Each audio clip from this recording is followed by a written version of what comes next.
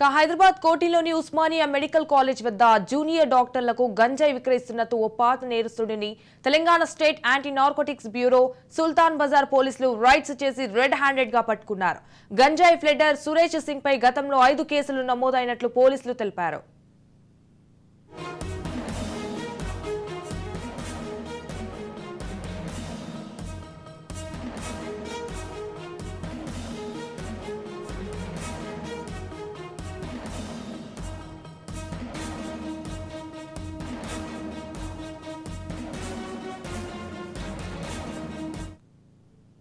కోటిలోని Osmania medical college వద్ద doctor K Manikandan, doctor V Aravind అనే junior డాక్టర్లు గంజాయి కొనుగోలు చేస్తుండగా పట్టుబడ్డారు.